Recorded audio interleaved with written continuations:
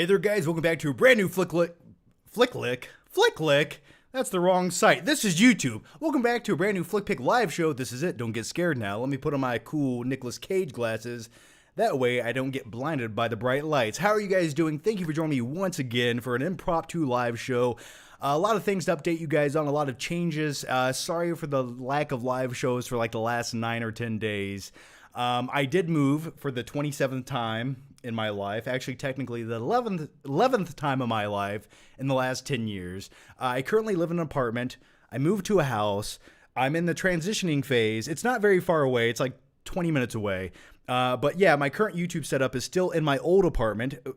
I still have this for like another month, so I'm going to slowly transition my YouTube setup to the new house, but I'm still doing things over there to build up the office and make it look really cool and hang lights and all kinds of fun stuff like that. But without further ado, it's not about that. We're not here to talk about moving, okay? Because this YouTube live show is not sponsored by U-Haul, even though it should be. We're here to answer your questions about movies and whatever else you guys want to talk about. So without further ado, feel free to ask me anything and everything you guys want to. I hope you guys have a big bowl of salty popcorn, something delicious and cold to drink, 3 ice cubes, no more, no less. You guys know how this goes, and we'll just dive into it. I'm ready to go, and I missed you guys, and I hope you missed me too. Woo! All right, here we go. We got one here from Cosplay Chris. Johnny boy, how's it going, Cosplay Chris, man? We still need to talk sometime. On Skype or Hangout or something, man. I know a long time ago we were supposed to do some kind of podcast, or at least hang out for a minute and record it. I'm still down to do that, man. So whenever our schedules align once again, we will definitely make that happen. But I hope you're doing good. What else do we have here? John, are you going to check out Barbarian? Yes, I am. My plan tomorrow is to try to watch Barbarian because I am intrigued by it. I think it's a really good trailer. And if anything, the trailer, for anyone watching it, that's why you don't go to someone's house on the first Tinder date. Okay? Everything I gathered from the trailer, don't do it. But yeah, it looks like a good horror film. I'm intrigued. I'll tell you another movie I just remembered that existed yesterday was The Whale starring Brendan Fraser. And I'm really looking forward to that. I think it comes out with a wide release in December, so I can't wait to check that out as well. What else do we have here? You're awesome. I wish I could feel the same way. Well, you're awesome too. I think what did you mean by that question? Hey, John. Oh my God, another move. Maybe you'll be in the Guinness book. I hope so. I'll tell you this. After 11 moves, I would consider myself a logistical expert, okay? I can get from any place, from point A to point B, in a set amount of time, okay? I'm like Ryan Gosling in the movie Drive. You give me a time and a place, I'm yours. Outside of that, we don't know each other. Don't ask why I did a Boston accent. I don't know. How big are your arms? I don't know, man. Let me tell you something, okay?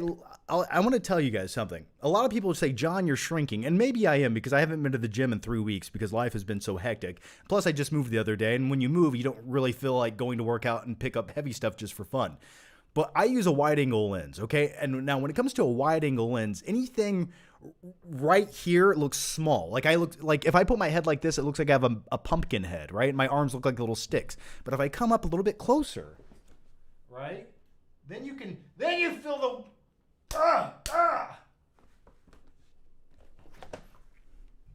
So how big are my arms? I don't know. I think I measured them a couple years ago. I measured them in a Q&A video back in 2017. I need to go watch that again to remember I think that was probably the biggest they ever were. Right now I couldn't tell you. But I don't work out for size. I just work out. Really, I only work out to maintain. My only goal in life is to keep my head proportionate with my body. Because when I stop working out, my body shrivels down, my head looks bloated, and I look like a skinny alien addicted to heroin. So I hope I answered that question. I probably didn't. All right, we got a super chat here from Michael Witherspoon, who has been a member for 9 months. Yay! Hey, John, random question. Thoughts on the Elvis film? I did a first reaction after watching it in the theater. You can go watch that over in the Flickpick channel if you want. I will just say for me, the Elvis film, there's some moments I enjoyed watching it, but it was really just a recreation. It was a montage recreation of moments in his life. It didn't feel like a real film. It didn't feel like it was telling a real story. It just felt like a collage of scenes and reenactments. So for me, I wanted more from it. I wanted the movie to kind of take its time and breathe and not come across like a musical, which is what it felt like. It just felt like they were glossing over everything to get to the next big dance sequence. And I wish they would have slowed down and gave us a little more of the dramatic effect of his real life. For me, it was sort of like the movie Bohemian Rhapsody, right? It sort of gave you a little insight to the drama elements of his life, but it skimmed the surface so much. And I didn't like that. It just felt like the very PG version of Elvis's life. And I wanted more. It was like they were scared to do that. So for me, I wasn't a big fan of it. It was like the highlight reel without really any substance behind it. Luis Javier Rubio. Hey, Johnny Funk Man. May you do your Nicolas Cage impression of him seeing a xenomorph. What's that? Are you going to spit acid or something? What's the matter? Your father not go to enough school plays? I don't know. Is that good? I don't know. I hope you enjoyed that. Matthew Castellanos says, I bought the Matrix 4K, and it was an amazing transfer for one of my all-time favorites. Thank you for the recommendation, John. And I still haven't seen the sequels and don't have any desire. Nor should you. There's no reason to watch any of the sequels to The Matrix. Some people like them, and there might be a few good scenes, but overall, you're really just wasting your time. Because, if anything, it all leads to Matrix Resurrection, or Matrix Kill Your Erection, whatever you want to call it. It all culminates into one of the worst sequels ever made. So don't waste your time. Just watch the first Matrix. That's all you need. That's all you'll ever want.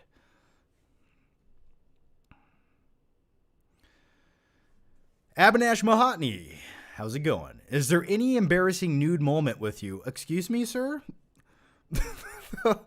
Okay, well, it is a movie Q&A, but hey, nevertheless, I answer anything you want, especially if it's a super chat.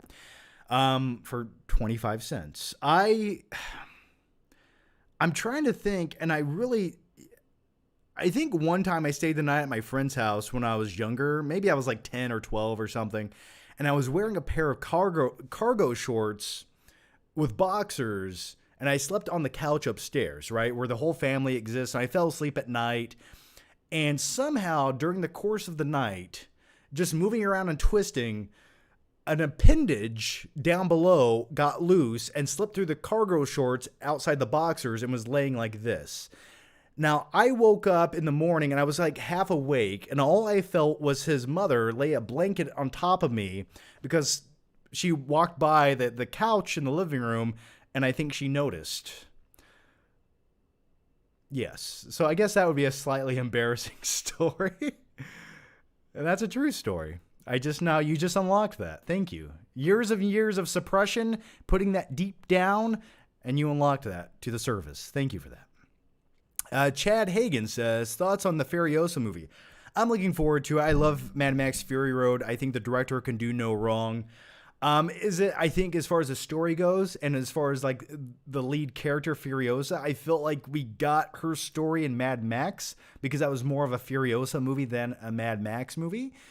So I felt like we've been there, done that. As far as her prequel goes, I think it could be intriguing. I think having a young Immortan Joe and watching Furiosa and how she lost her arm and being one of Immortan Joe's like brides, and then she escapes that, and I think there's a lot of intriguing stuff you can do there, but I'd rather just see another Mad Max sequel to some extent. I don't know if I just need a Furiosa movie, but going to that post-apocalyptic wasteland still excites me. So Anya Taylor-Joy is the main lead in the movie playing Furiosa. I'm looking forward to it, but I wish we were getting like another Mad Max sequel. Rebel Rock says, "Hey John, you watched the series Under the Banner of Heaven with Andrew Garfield?" I did not. It's got total True Detective season 1 vibes, and it's so good. You should check it out on Hulu. What is it called? Under the Banner of Heaven. Okay.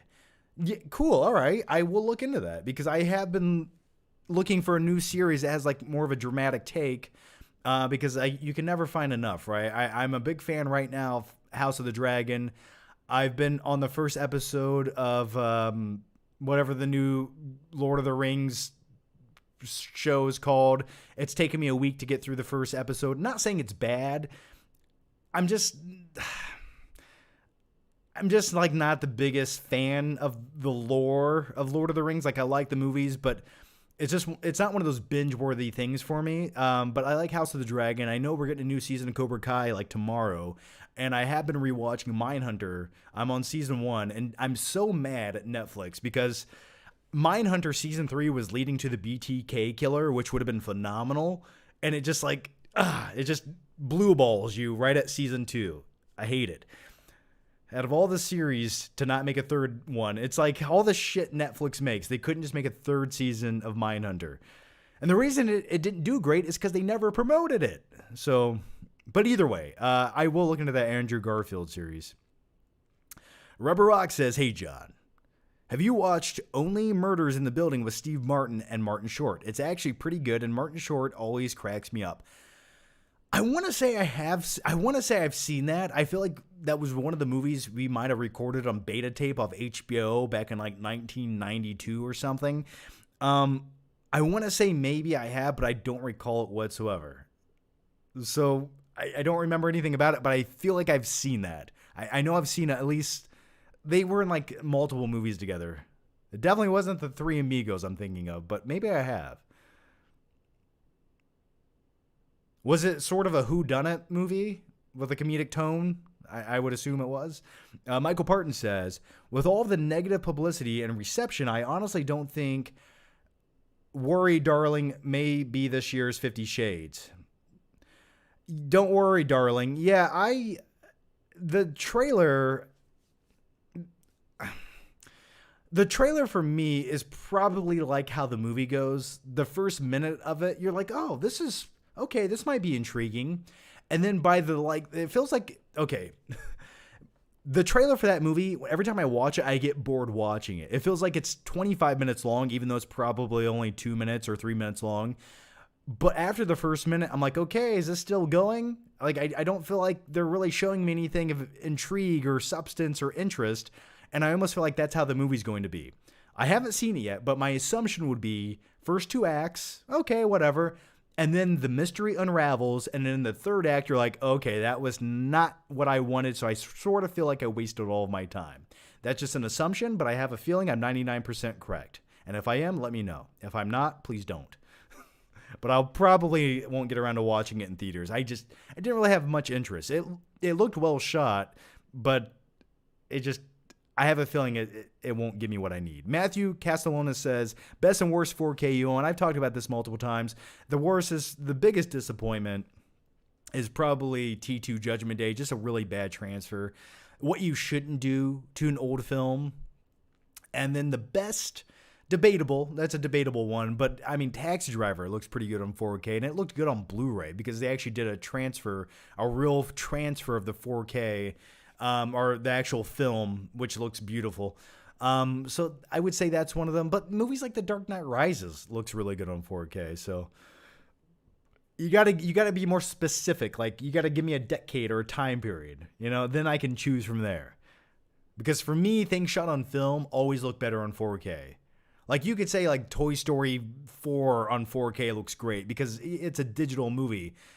But for me, it's something about transferring an actual film to digital 4K, and that's where it looks like actual film being presented on your TV. And that's when I know it's a good 4K, where you don't feel the compression of the film any longer.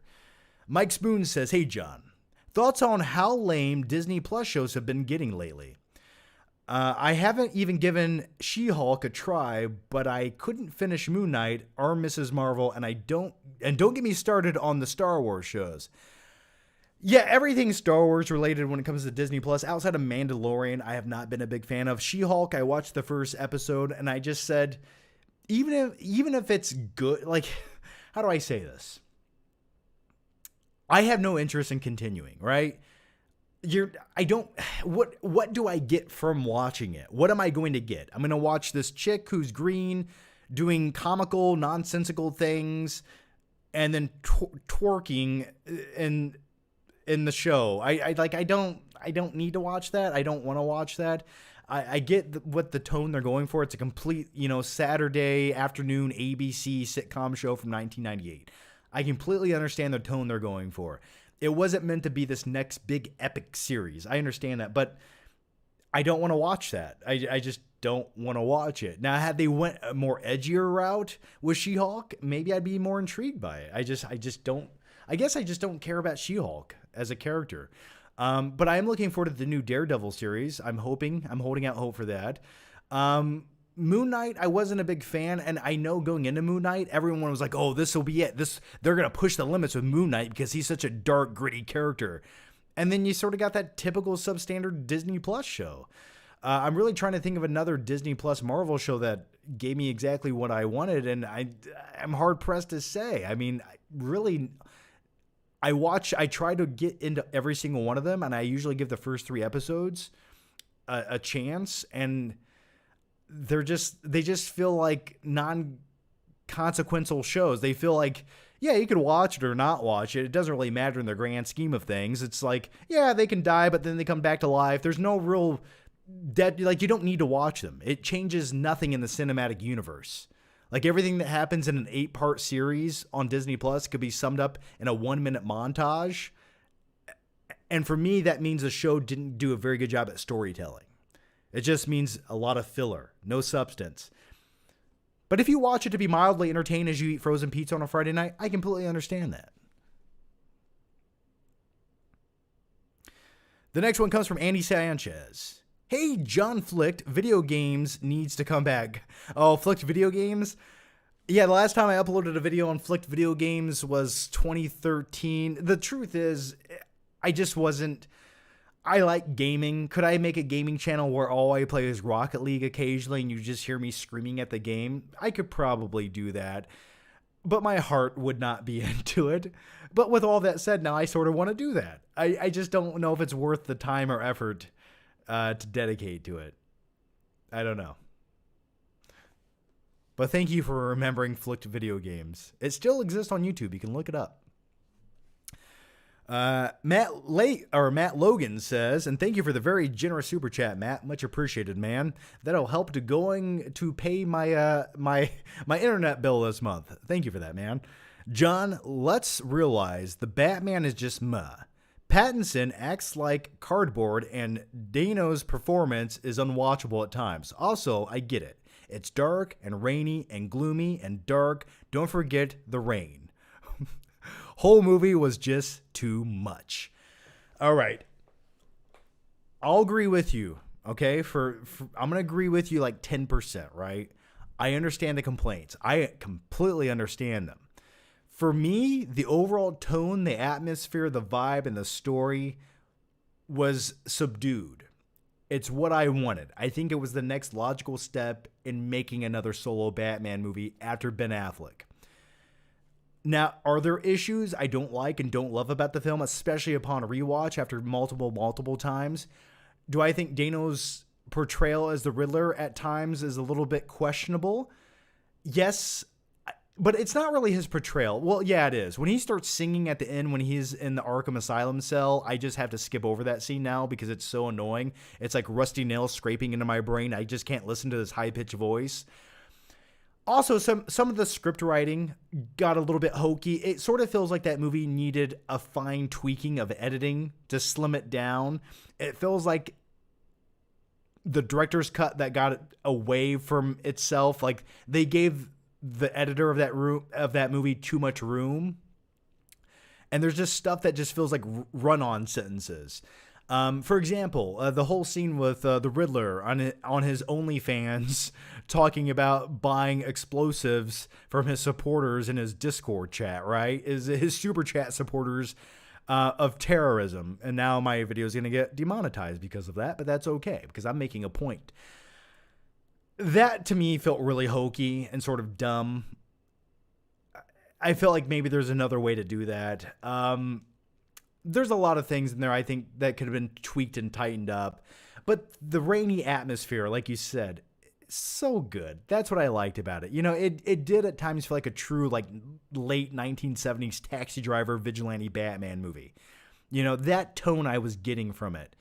There were just a few things I feel like they could have adjusted overall. You know, there's a few plot holes I think they could have tightened up, but I was a big fan of the movie. I still like to go back and rewatch it, you know, so I think the sequel definitely could be better than the predecessor. I really do. I feel like there's plenty of room to almost treat this as the Batman Begins, and then the next one could be sort of like the Dark Knight. So I think there's only room to make it better and perfect the things that it didn't get right this time. So I do understand your complaints, though.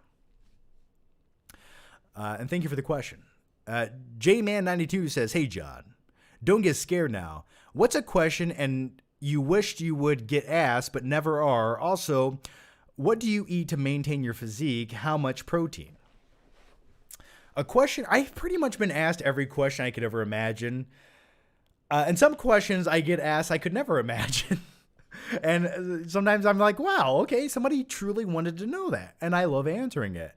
So I'm trying to think of something I haven't been asked I would like to. But really, I think thus far, I think I've covered just about everything because I've done probably 80 plus live shows at least. So that's like, what, 250 hours of me answering questions. So I think I probably covered it. But don't ask me what I eat right now because let me just tell you what I ate today and why you should not follow my advice of current eating regimen. Today, I woke up, I went to Dairy Queen, I got a chicken strip basket and a Blizzard. It was so good and delicious. Then I ate some Sour Patch Kids because I was craving sugar. But really, that's all I ate today. So really, nowadays, I eat like one big meal. But I do drink a lot of protein drinks, right? I buy Muscle Milk protein drinks that have like 20 or 25 grams of protein. They're non-dairy. I recommend them. You can buy them from like Costco or Amazon. They come in like 20 packs. That's typically what I do for my protein nowadays.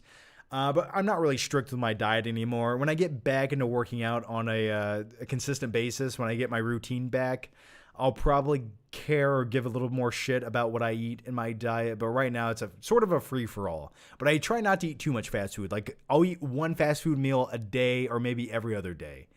That's like, as long as you don't overindulge, I feel like you're going to be okay. If you eat 5 McDonald's meals a day, okay, you're going to have problems eventually. But once a day, it's okay. Luis Javier Rubio says, "Would you rather watch another good heist movie or good movies where a character is him or herself in a post-apocalyptic world?" Ooh, so you named two of my favorite genres, heist movies and post-apocalyptic movies. But how about we combine those two genres and boom, there you go. Now, with all of that said, that's what that zombie movie directed by Zack Snyder a couple years ago on Netflix could have and should have been, but it was not. I think I find post-apocalyptic movies relaxing. Something about someone being in a universe where like technology is like suppressed and they're sort of just living on their own means, getting by. There's not a lot of characters. It's a lot of downtime. You don't need a lot of dialogue because the visuals tell the story. I love movies like that. I just find them relaxing. Like, so I'd probably lean towards a really good post-apocalyptic movie over a really good heist movie. But don't get me wrong, I like me a good heist movie. Michael Parton says, "Is Peter Jackson involved with the Rings of Power?" I don't know. That is a good question. I don't know. Now, I will say this, from watching the first episode, or almost watching all of the first episode, I don't think it's bad. I will say this, the first episodes of Rings of Power, if I ever remember the title, I will say that first episode looked better than the Hobbit movies. I will just say that. Cinematically, CGI, effects, it looked better than all the Hobbit movies. So good job, Amazon Prime, because you did a good job of making this shit look expensive. I will leave it there. Lou, hey, how's it going, Lou?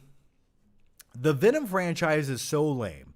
They could have taken elements from American Werewolf in London, and it would have been a great start. I agree with you completely and totally agree with everything you're saying. When it comes to the character of Venom, it could have done exactly what you said, American Werewolf in London, where you have this almost Jekyll and Hyde type dynamic, and that would have been great. And they completely missed. They made it like this very surface level. Like they don't really dedicate to being comedy. They don't really dedicate to it being like this edgy comic book movie. It's stuck in limbo, and you feel nothing when you watch it. It just feels like such a waste of Tom Hardy and everyone else in the movie, and it feels like a waste of Venom. And even if you like the Venom movies, let me hear someone actually debate or stick up for the way they portrayed the character of Carnage in the second movie. How can you completely get the character that wrong and waste it and make it just goofy and stupid in your 90-minute movie, where Venom goes up against his ultimate threat of all time, Carnage, a character people have been waiting 30 years to see on the big screen, and you just make it like this slapstick, stupid, hokey movie that feels like it would have been made in 2001. And that's what Sony's doing with all their comic book movies now. They all feel like 2001 comic book underworld movies with lackluster storytelling, CG. It feels like on the same level of the Ben Affleck Daredevil movie. So yeah, I feel like I wanted something almost, how do I say it? I feel like the Venom movie almost should have felt like a Darren Aronofsky movie. Like if you would have taken the tone of the movie The Wrestler with Mickey Rourke and made that and basically put the character of Venom in that and filmed it the same way and gave it that grounded level, but this guy just so happens to turn into this like creature at night that he can't control himself. That to me would have been an awesome movie. And that's the tone I would like to see. I mean, sure, have a few one-liners in there every once in a while, whatever. But yeah, man, it's just whatever they're doing with the Venom movies. It's not what I wanted to see. Isn't that the theme of this live show? All right, the next one comes from LZ. Is the Real Madrid winning Champions League? I don't know what that means. Is the Real Madrid winning Champions League? I don't know what that means. Explain the question to me. Maybe I don't comprehend it. Ender Robinson says, you sold Hell or High Water in 4K. Why? Great movie. Speaking of that, maybe after the break, I'll show you what I have. No. Keep in mind, I had 4 copies of Hell or High Water. I had a normal Blu-ray, I had a normal 4K, I had a Steelbook 4K, and another Steelbook 4K. So if I do a video where I'm selling some of my movies, it's usually because I have a duplicate copy. No, I still have it. I love Hell or High Water. I still have it. Upshot Music TV says, what % of movies do you watch on magical gummies? A lot of them. The best ones. And I'll tell you this, whenever I take a gummy, I watch movies in a different way where I almost watch them from a very realistic approach. Like I almost can agree or disagree with characters on a realistic level. Like, for example, sometimes in movies you watch, you're like, I would never agree with that guy because this, and this. But when I take a magical gummy, I understand their logic and reasoning sometimes more so than I ever did. I almost like become more agreeable with why people are doing things in movies. And it's definitely like, it's like a different perspective of watching movies. And I like it. And I think it would be good for everyone to watch movies in such a way because it's like watching the movie with a completely different mindset you never knew you had. So that is my recommendation. Like I watched Forrest Gump with magical gummies and my brain was watching it from the realistic level of if this was real life. Like when you watch Forrest Gump, right, it's sort of romanticized. Like you have Tom Hanks playing this guy who's really a special needs type dude who has a very low IQ, but somehow he miraculously goes through life and all these crazy events and he makes it, right? But in reality, he wouldn't look like Tom Hanks, right? He'd look like a special needs dude, right? Ginny wouldn't look like Ginny. She would be all like scabbed up and run down and have no teeth in her head from doing multiple drugs. Then you'd have like, just watch it from that real life perspective and it will blow your mind. It's almost scary if you watch it from. Do I sound crazy right now? I feel like I sound really crazy. I hope one person understands where I'm coming from right now. What I'm saying is a lot of movies, even dramatic movies, are very romanticized. Like they cast beautiful people to play these roles. But now imagine that same movie, that same story with real life people like you would encounter in a Walmart parking lot. And now imagine how terrifying that could really be. That's all I'm saying to you. Let's keep going. MVS says, how do you think Lady Gaga will be as Harley Quinn? I like me some Lady Gaga. Don't get me wrong. I like some of her music. Do I think she can act? I think she can act. Do I want to see her as Harley Quinn? No, I do not. I just think that'll take me out of it. I don't think that's a good casting choice for Harley Quinn. I think that's one of those. I don't think they're casting the best actress for the job. I think they're casting it for namesake. So I don't think that's a very, very good casting choice in my opinion. Let's keep going with your question here, though. I personally think she's a pretty good actress and has been getting better with each role. Yeah, I don't think she's the right casting choice for Harley Quinn. I think watching her portray that role will sort of take you out of it. And whenever you have a casting choice that will take you out of it, it didn't work. Now, I could be wrong. Maybe she'll be great. Maybe they'll actually do the makeup and the way she acts will be completely on tone with how Harley Quinn is. For me, it doesn't. I just don't see her and Joaquin Phoenix meshing very well. And the whole concept of like the musical backdrop of the movie, I'm hoping that was taken out of context because I do not want to see a musical Joker sequel. Please, no thank you. Jack Lame says, did you pledge towards Shelby Oaks at all? No, I mean, I felt like once the movie got over $1 million, my contribution was not needed. So I think he'll be fine with the financial backing he has. Man. I think he'll be all right. My support was friendship for the better part of a decade. The Eisenator says the MCU wasted Jake Gyllenhaal and Christian Bale. They did. They really did. And yeah, you're right. And I've said that over and over again. I don't know what it is with the MCU putting constraints on phenomenal actors. It just feels like every time you have one of these great iconic actors who can just chew up the scenery and give one hell of a performance because they've proven it over the years with their filmography, every time they put them into an MCU film, it just feels like they could be easily interchangeable with 800 other actors. Like you take Jake Gyllenhaal as Mysterio. Yeah, he was okay, but you could have cast 20 other guys to do the same thing. And that's not any detriment to Jake Gyllenhaal. That's the problem with the MCU and Disney just having this very corporate constraining style that they make their actors pledge by.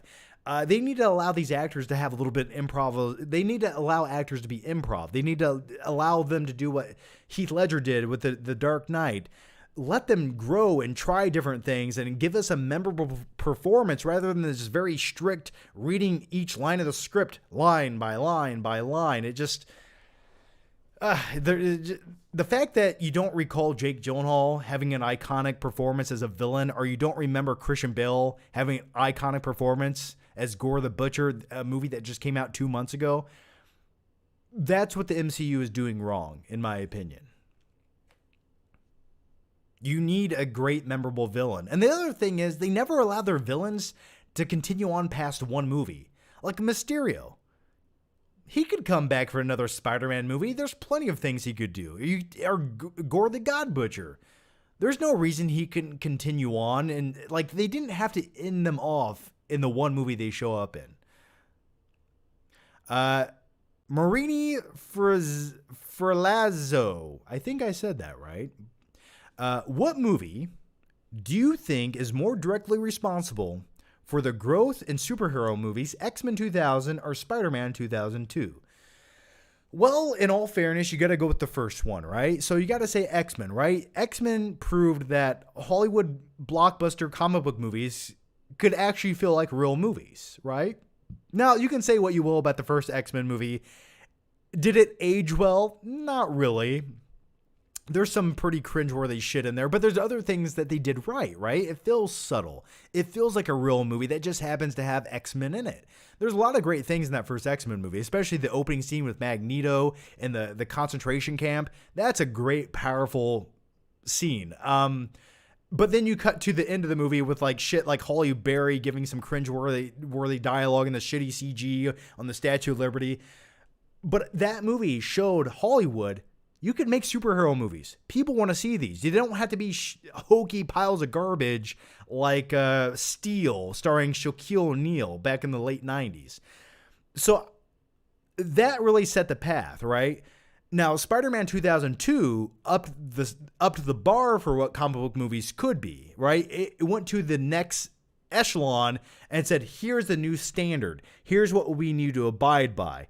And that set the bar even higher. So, really, I think they're both almost pivotal movies for like the comic book genre in Hollywood. Like one started it, but the next one proved that these movies can be worth billions of dollars, not just multi-million-dollar movies, but billions of dollars in box office revenue. So I think they both kind of share a little bit of recognition to do that. Lou, we got one here from Lou again, and thank you for another super chat, Lou. The Batman was definitely lacking in some parts, but there's something about the way the character carried himself felt mildly relatable. A good Batman film will at least motivate you in some way. You know, any good superhero film or any good vigilante film will motivate you in some way. That's what I've always gained from them, right? That's why they're some of my favorite movies. They sort of motivate me to be a better person. Now, am I going to inherit $1 billion and get a butler and drive a Batmobile and fight crime? No. Do I want to do those things? Yes. Can I afford to do them? No. Do I have the fighting skills to do so? No. But with all that said, you make a good point. And I do agree with you on Batman. He feels relatable. He doesn't have superpowers. He's sort of just a dude. And the great thing about the Batman was I like that he was starting from like a practical standpoint. Like his technology, it felt obtainable. Like if you were rich, you could probably obtain the shit he has, right? I could buy a muscle car. The whole technology with cameras and contact lenses, it probably exists somewhere. I'm sure Google has that, or Facebook's holding on to that technology. They're probably listening to us right now. But yeah, I did like it. It was relatable. Like I like that he woke up in the morning and like he had to wear sunglasses and he just felt like a smart dude who could figure out riddles, and I liked that. Like it felt like the things he did most people probably could do to some degree. So I do agree. The only scene in the there's 3 scenes in the Batman that took me out of it ever so slightly, and I felt like as far as like making this a super realistic approach to the Batman, I feel like they could have been tweaked a little bit. The first scene that bothered me was when he's wingsuit diving off the Gotham Police Department, and he gets stuck on the bridge. He hits the bus, rolls over, hits a trash can. It just looks like that impact should have shattered his tibia. You know, it just looked like that would have broke his spinal cord, and it looked a little too fantastical. Like, I felt like his impact should have been less than that to have been realistic. The second thing that bothered me was when they blow up Alfred with the C4 explosive in the package. Like, he was blown up, and then I was like, wow, they killed Alfred. And then in the next scene, it's like he has like a second degree burn on his face, but he's okay. Like, he'll be all right. I'm like, yeah, that was a little hokey. Like, that should have been tweaked. Like, the way he survived that should have been tweaked, or maybe the explosive failed and didn't quite blow up as much of the room as it should have. Something should have been tweaked to make that seem realistic. It just didn't. And the third scene also involves an explosive. It's the scene where the Batman blows up after trying to save the what is it? The prosecutor of Gotham. And like he's blown up too, but guess what? He doesn't have, there's nothing wrong with him. Like he's completely fine. Like not like, I get that he's wearing a suit of armor. Fine. But this isn't covered. So maybe something could have happened. So yeah, it's basically everything to do with an explosion in that movie. I just felt like didn't feel realistic to the way the movie was being portrayed. Like sometimes when people get punched in the face in that movie, like they actually get hurt.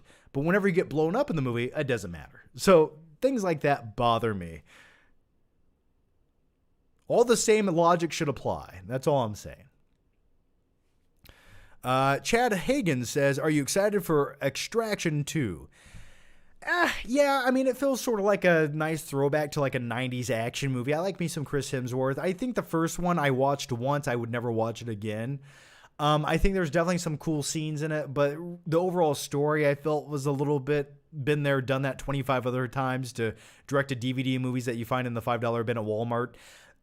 So I'm hoping the next one goes bigger and better and has a better story, but the overall concept I think is really cool. I really can't wait to see how they explain that he's still alive, other than the fact that they wanted to make a sequel because he was in fact supposed to die in the first movie.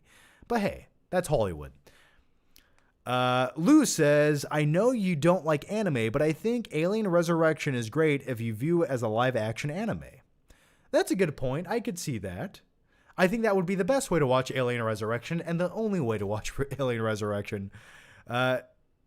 Gilliam LaBelle.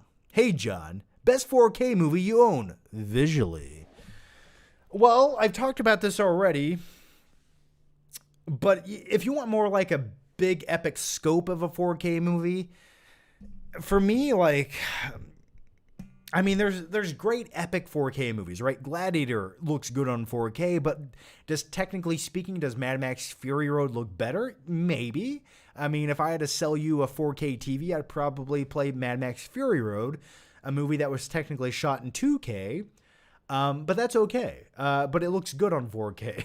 So Fury Road to me looks really good. Like Mad Max Fury Road on any TV will just make it look better. Like it just lights up every pixel on a TV. So I would go with that off the top of my head. But you know, you're going to have movies like Avatar coming to 4K, which I'm sure will look great. Say what you will about the movie, but visually speaking, it's like a demo quality 4K movie.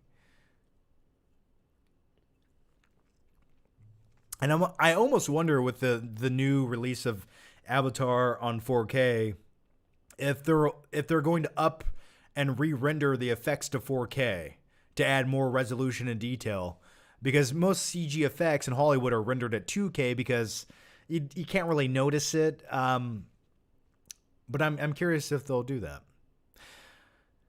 It would justify buying the movie again. I will say that. Michael Parton says, not trying to be personal, but as a gay man myself, I love to be more hot gay love in modern day movies.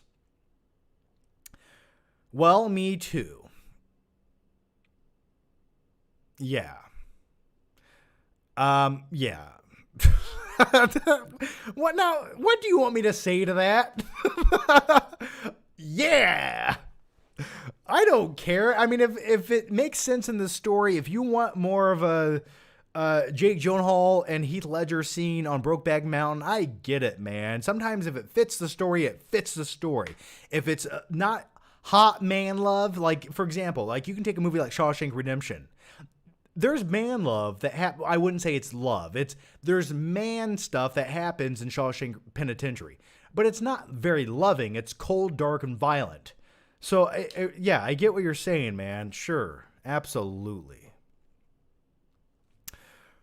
Let's go to the next one here. Gilliam LaBelle says, speaking of Forrest Gump, how do I go from that to this? Okay, speaking of Forrest Gump, there's a Hindi remake playing in theaters called Lal Singha Chadha. Is there? What the fuck? I want to see that, whatever that is. Can someone tweet me a trailer to that movie right now on Twitter, please, so I can watch it after this live stream? The Hindu remake of Forrest Gump. Someone please tweet me that trailer right now on Twitter, please. Cognac Brown says, Leonardo DiCaprio as Lex Luthor, rated R. Thoughts? Okay. Okay. Okay. You know what? Shave Leo's head, make him Lex Luthor. I could see that. Absolutely. If Leonardo DiCaprio could bring the same villainous performance that he brought as Calvin Candy and Django Unchained to Lex Luthor, give it to me now, baby. Yes. I'm on board with that. Lou says, have you seen Blue Velvet by David Lynch? A movie that many people have told me to watch. I finally did just watch Blowout, an 80s film starring John Travolta. So yeah, I think I need to watch Blue Velvet next. Never seen it. For many years, people have told me to see it, but it's sort of one of those movies you got to be in the right mood, right, to watch. So I will. That's my next to-do movie. I think it's his most accessible film to watch, and it has a really satisfying ending. Well, good to know. Yeah, I want to check it out. The Eisenator says, have you tried cannabis drink shots? Incredible. I have not. I like chewables only. I don't know if I want the drink. Andy Sanchez says, John, are you excited for DC movie Black Adam? Oh, man. I don't know. Do I want to watch it? Yes. Do I think it'll be like an entertaining theater experience? Maybe. Maybe it will. For me, the cynic inside of me, every time I see the trailer, it just looks like a very cliche superhero movie.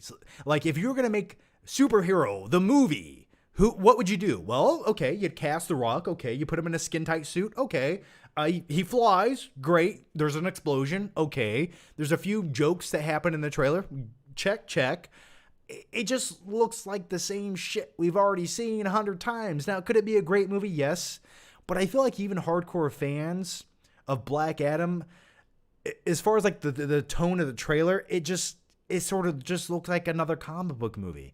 And don't get me wrong, I love me The Rock, but I think had this been a Rock movie that came out in like 2001, before The Rock became like The Rock, known as like the guy who's in every action movie or plays the same character, I think this would have been received better. I think he could have like made the character his own without just coming across like The Rock once again in another performance.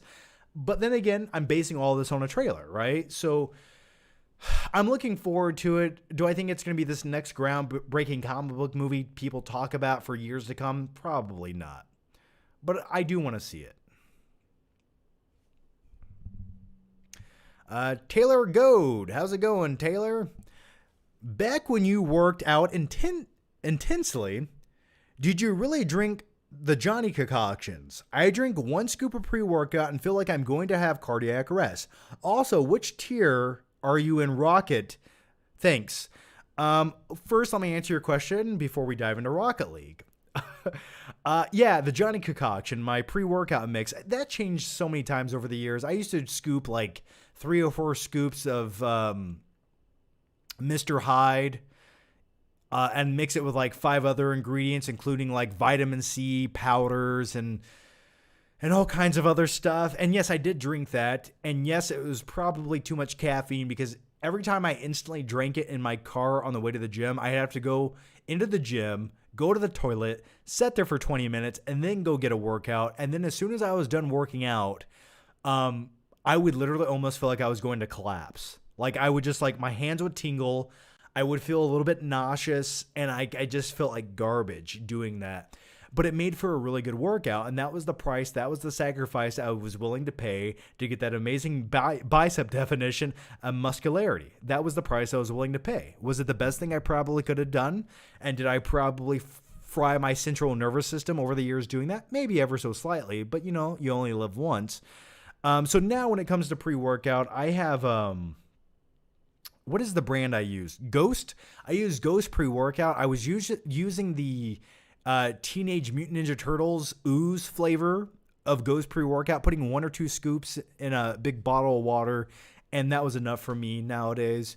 So I don't recommend doing any more than that. Don't do what I do, okay? The next part of your question in Rocket League. Well, I will say this when it comes to Rocket League. I am a platinum tournament winner of Rocket League. So thank you. I know. Hold the applause. And which I think I'm in like, it depends. The thing is with each division of Rocket League or each level, like if you play like 2v2 or 3v2, you're in a different division for every single one. So it's hard to say. I've been in platinum, I've been in gold, I've been in silver. But what happens is I get so pissed off when I play, I usually just quit sometimes. And that hurts your ranking quite a bit. So it's all over the place. But once I got my platinum tournament winner banner, I was like, okay, I'm good. I'm done. And I really have only played the game a handful of times since then. The next one comes from, and by the way, I'm about 9 minutes behind on the questions, so I'm doing my best to keep up with you guys. And by the way, if you guys are members and you guys are watching, towards the end of it, I'm going to dedicate the last section of the live show just to you guys. So please stick with me until the end so I can get to all the member questions because it's hard to keep up with both chats going side by side right now, but I'm trying my best. MKF30 says the bad guy in Kick-Ass 1 would have been a great Lex. Yeah, Mark Strong. Now, the thing with Mark Strong is he plays a bad guy in every single movie he's in. He was the bad guy in Shazam, wasn't he? He's the same bad guy in every movie. I don't think he would have been a good Lex, really. I think the on-the-nose casting choice for Lex Luthor before Jesse Eisenberg was terribly miscast would have been Walter White, Breaking Bad. I can't remember the actor's name right now. It's escaping me. But anyway, that would have been, and I know he's sort of a villain already with a shaved head as Heisenberg, but still, that's the type of Lex Luthor we need. Somebody who's ruthless and feels real. All right, let's go to the next one here. Jack Lame says, what is a family-friendly movie you'd love to see a rated R version of? Oh, I'll tell you that right now. You ready for it? Hold on. You ready? Home Alone. Give me a rated R Home Alone. That would be phenomenal. Guess how the movie ends? I'll tell you how the movie ends. The what bandits? Oh no, they win. They break in, they decapitate Macaulay Culkin, they bite off all of his fingers, leave his dead corpse on the floor for his family to come home. They take all of his shit, and they win. And they go sell it. That's how it ends. That's how it ends. Let's go to the next question here. And that's why you should always lock your doors, everyone, okay? Because Christmas bulbs and micro machines will not keep you safe at night. I promise you. Paint cans? Maybe. The Eisenator says, Man of Steel really is underrated. I like me some Man of Steel. And I say that's one of the best DC films post the Dark Knight trilogy. I don't think it was a bad start. I think it was a good start. And I think they just messed it up from that point. But yeah, I like Man of Steel. I really do. I think it was a decent take on Superman. I think there was room for improvement. Absolutely. I think the sequel could have not been as gloomy as the first one. Sure, that's a fair point. But it was a nice starting point for the character of Superman. For me, it was fine. I liked it, and I stand by that. And I liked it since my first review, and I still like it. I will debate anyone, anytime about Man of Steel. I would love to. Trick Josh says, Hey, John, what sequels are you looking forward to? I'm looking forward to Cloverfield 2, Indy 5, Christine 2, and Gremlins 3. Everything you just said just proves that Hollywood's out of fucking ideas. But let's continue. Cloverfield 2... I'm not a big fan of found footage movies, so I'm hoping that it's not another found footage movie, or maybe some of it is, but most of it's not. I hope it's shot like a standard movie. The found footage thing I think is said and done. Indy 5, I'm looking forward to. I hope they redeem Harrison Ford as Indiana Jones after that abomination. Christine 2, it could be cool. I like the first one, wasn't the biggest fan. When it comes to cars killing people, I like Maximum Overdrive. Gremlins 3, I like Gremlins 1 and 2. I actually prefer 2. I think it's just more fun. And I haven't even heard about Gremlins 3. I know nothing about it. Rebel Rock says, Only Murders in the Building is a series that is on Hulu now with Selena Gomez and Tina Fey. It got 2 seasons and Paul Rudd is going to be in season 3 on Hulu. It's an easy watch. Okay, good to know. I feel like I've seen something with that, but I don't remember it, man. There's just... The thing is with TV shows, there's just so much shit to watch. You know, you got to be selective. There's just not enough time in life to watch everything. Michael Parton says, still hoping Henry Cavill and Ben Affleck will be Superman and Batman. Permanently, thanks to Saslov, I'm still holding my breath for Man of Steel. Yeah, you know, at this point in DC, I'm not quite sure what they're doing. The logical standpoint would be Henry Cavill wants to be Superman. People like him as Superman. He looks good as Superman. So make him Superman. If Ben Affleck wants to come back and be the Batman for that universe of DC, right? And you keep the Batman with Pattinson separate in another universe, and you make Batman the Batman of like the more fantastical side of things with Flash, Batman, or Superman and Wonder Woman, that would work. And I think if you give Ben Affleck enough room and leeway to do what he wants to do as the character, and he can be in an ensemble cast, maybe it's possible. I could see it happening. It's just, you got to understand from his perspective, they messed up the character of Batman. They messed up the movies. They went a completely bad, terrible direction, and why continue to be that? So if they can change things, I think he would come back. And plus, lots of money help. Lots of money helps. Upshot Music TV says, Gummies have made me appreciate good documentaries more as they immerse me in insane storylines and realism. What are your top 5 documentary docu-series? When it comes to documentary series, right now I actually enjoy the A&E biography series on WWE wrestlers. I think those are some really intriguing stories about their life and stuff and careers. So that's every week right now. Those are pretty good. When it comes to old I'm trying to remember some other docu-series, and I've watched so many over the years, I just never remember the names of them. I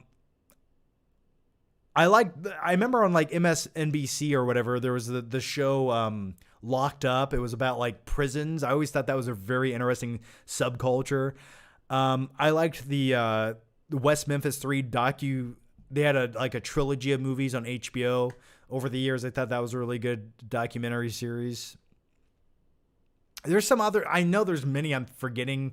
I just can't remember off the top of my head, but yeah, I agree with your first part of that question as well, though. InHolmes25 says, John, I have yet to watch Better Call Saul, but I just saw Fall. Did you watch Better Call Saul the night you saw Fall? That was a tongue twister. Did I? I don't know. Maybe if they were all on the same night, maybe I did. I don't think they were, though. Yes. What was your question? Yes. No, I don't know if I did. But you should go watch Better Call Saul. You'll like it. It's better than Fall. But only if you like Better Call Saul. You should watch Fall. Or don't watch Fall at all. Just go watch Better Call Saul. All right. Rebel Rock says, Hey, John. Been a fan since The Dark Knight Rises review. Well, thank you for that. That's been about 10 years. So thank you. I'm an indie filmmaker, and I would love you to check out my film on Prime Video. It's called Neon, and it's about the dark behind the scenes of the adult entertainment industry. It'd be awesome if you watched it. The concept sounds really intriguing. You have my attention. Now you have my curiosity. Can you possibly DM me or tweet me a link to your movie to Amazon Prime or trailer, please? And that way I can go through it and remember and check it out when I get some time. But yeah, I'm intrigued. Christian Ducina says, Hey, John, I am excited for Cobra Kai on Friday. And have you watched The Sandman on Netflix? I have not watched The Sandman on Netflix. And the crazy thing is, I haven't really heard anyone talk about it. And there's something, I always have this rule. If something is really good, I will hear people have a discussion about it on one of the social media outlets I'm on, right? Somebody will tell me about it. I will see a conversation about it. I will see a video about it. And the fact I have not seen any of those things is telling me it's not really resonating with people. and it's okay, but it's not great. These are just, that's the way my brain works. Now, I can make up my own mind, right? It could be a great show, no one's talking about it. That's a very strong possibility. But typically, when I don't see any of those things happening, it's probably one of those shows like, it's okay, you know? But I haven't watched it yet. I'm excited for Cobra Kai as well, man. That's my go-to. That is my happy thought. That is my guilty pleasure show. It's just nonsensical, fun, and it's unapologetic. I love it. MKF30 has been a member for 17 months. Well, thank you, man. If Rocket League is hard, try fighting game, man. Try a fighting game? I'm telling you, I've played many of fighting games, including Mortal Kombat, which I remembered half of the fatalities from every single character, and Mortal Kombat 3, which is the hardest fucking Mortal Kombat game you'll ever play. Mortal Kombat 3 is the hardest fighting game you will ever play. That was the hardest shit I ever played in my entire life, okay? But Rocket League, when you play with someone else, and they're really good, it's like... I mean, that goes with any game. If you're playing with somebody else who's phenomenal and they've dedicated their life to being good at a game, it's almost like an impossibility sometimes. So, but I do play fighting games. Speaking of fighting games, Arcade 1UP, who make the arcade machines that are affordable and not super big, and they're coming out with the Marvel vs. Capcom 2 cabinet. I think it comes out like next week. I want to get that shit for my new office. My credit card's maxed out, but one day I will have it. Speaking of fighting games. Joel Villarreal, thanks for the super chat, Joel, but you didn't ask a question, but thanks, man. I think you're clicking the super sticker maybe, so type a question in next time. Deep Green Devotee, Irish O'Maragan, that's the longest name I've ever read. You've seen Angel Heart, one of the greatest of all time films. Angel Heart? Angel Heart. Why does that sound familiar? Angel Heart movie. I just rewatched Heartbreak Bridge the other day. Angel Heart. We got a 1987 here movie. American neo-noir. Director Alan. Who the fuck does it star? No, I don't think I've ever seen Angel Heart, man. Whoa, with Mickey Rourke and Robert De Niro. Okay. Okay, yeah, this is when Mickey Rourke looked normal. I feel like I've seen parts of this. Because this is like the go-to film when everyone talks about Mickey Rourke as an actor. This is a movie that was supposed to be like the next big stepping stone for him as an actor. I vaguely remember that. I don't remember the movie, though. And by the way, thanks to all 306 of you watching right now. And by the way, since 306 of you are watching right now, if you could, you don't have to, but if you could, I don't ask much of you, but I do ask this. If you could push that stupid thumbs up button on YouTube, stick it to the man, stick it to the corporate algorithm who says you got to push this button or else you won't get my videos in your sub boxes. Click that button, please, and slap YouTube right in the mouth. You don't got to, let's go against the system right now. If you could push it, it would help out a lot. If you don't want to, I understand. All right, let's go to the next one here. Michael Parton says, we need Man of Steel 2 with Cavill and Brainiac. I think I said the exact same thing 10 years ago when I was talking about a Man of Steel 2 sequel, and I think I said Brainiac. I said someone else should be the villain, and I don't remember who. But Brainiac would be a great villain. It would completely be the logical choice. Who knows? Maybe one day, but DC can't figure out what they're doing. InHolmes25 says, John, has Indiana been remodeling all of the fast food restaurants into giant cardboard boxes like California? I swear they all look like giant shoe boxes now. That is a good point. Yes, something about fast food restaurants. They're doing this new modern thing, right? Where all their restaurants look like boxes with the most minimalistic like logos, and they don't look like enticing places to eat. Like, this is not where you go to eat. This is where you go to buy paint or drywall or something. I don't know. Now, from a standpoint of like, does it look more pleasing when you're driving to your house and you don't see like this gaudy, bright McDonald's logo up here and it looks dumb. Like, I get what they're going for. They just look more pleasing to the eye from a distance. But at the same time, if you're going to have a McDonald's or Burger King or Taco Bell, I want that shit to look like the 1990s version, which makes me happy with bright, vivid colors and makes me feel like a kid again. So anyway, yes, they do. The Eisenator says, did you party a lot in college? Where did you attend? I went to a place called International Business College. There's a location in Indianapolis. There's one in Fort Wayne. I didn't really party a lot because I was going to school for like 6 hours a day.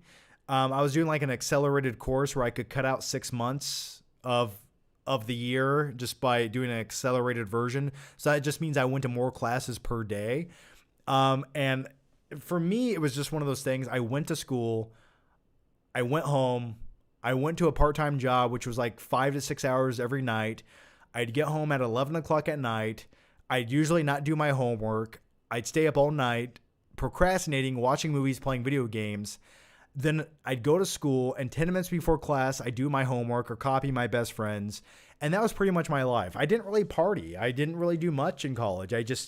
To me, it was just like, get in, get out, get in, get out. So yeah, I in a way, not really. I sort of did the same thing I did in high school. I occasionally hung out with my friends, and not much more. So yeah, I guess I didn't do a lot of partying in high school or in college. Funny How says, did you ever watch bodybuilding videos? If you do, what are some of your favorites to watch? Bodybuilding videos, like YouTube videos, or bodybuilding videos? Occasionally, I watch a lot of like documentaries or YouTube videos about bodybuilders, and I like to see their everyday routines and regimens. And, if you want to watch a documentary, watch Pumping Iron in the 1970s with Arnold. That's a really good one. I think that's probably the best documentary ever made about bodybuilding. But yeah, sometimes I like to watch a lot of YouTubers who like do fitness and workout and stuff. And I was definitely way more into it probably like 6 or 7 years ago. And the thing is, you don't really, if you watch like documentaries about bodybuilding and you're just a normal dude, do like 10% of what they're saying and doing and apply it to your own routine. But yeah, occasionally I do. Big Wiener Gang says, you riding with Nate Diaz or Shimaev UFC 279. I don't know anything about UFC nowadays. I couldn't tell you who's fighting, when or where or how. I couldn't tell you who the champion is. I don't know. Do I like UFC? Yeah. Do I occasionally watch a clip or two on YouTube? Yeah. I don't keep up with it at all, man. So, Cognac Brown says, should Jason Momoa drop the Aquaman character to do a solo, the main man Lobo movie that's rated R like Deadpool, still in the DC family? Thoughts? Do I think Jason Momoa is probably the perfect casting choice for the character Lobo? Yeah, I think he was made to play the role, but the fact that he already looks the way he does and plays Aquaman, they're either going to have to stop making Aquaman movies for a while before they make a Lobo movie, and the truth be told, I don't feel like there's a lot of money with the character Lobo from a Hollywood perspective or an executive perspective. The movie Lobo probably won't do that well at the box office, right? I don't see it doing any better than Morbius did, right? It's a cool character. It's definitely a violent, edgy character, but it's not a household name or a household character. Now, do I think something like Lobo might be good as like a series for Netflix? That I think it would do better. As far as a movie, I think a series would be better for Lobo. We got one here from Obed Orzaga, who's been a member for 20 months. Dude, watch Dragged Across Concrete. It was good. I've heard that from many people. I just have not watched the movie yet. But I've heard that, man. I like the title, too. I just haven't watched it. And by the way, if you guys are members, feel free to chime in, please. I want to hear from you guys. And everyone in the normal chat, feel free to chime in. I'll try to get to as many questions as I possibly can, because I'm going to probably do this for the next 10, 15 minutes. And then let you guys go on with your lives. Let's see. We got favorite X-Men character. Well, I like Wolverine, but I also like Magneto. For me, the most interesting character is always the flawed character, and Magneto is sort of one of those guys who is the ends always justify the means, and I like that about villains. Like Magneto isn't pure evil, but he is considered a bad guy. But I like that.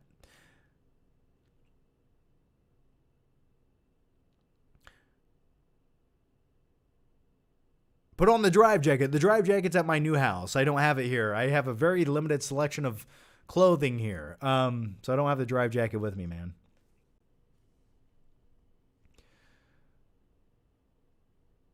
Thoughts on hydration drinks? What do you mean hydration drinks? Like Gatorade? I buy the I buy the sugar-free Gatorade occasionally. It's good. If it has sugar in it, try not to drink it. Water will be your best bet for hydration.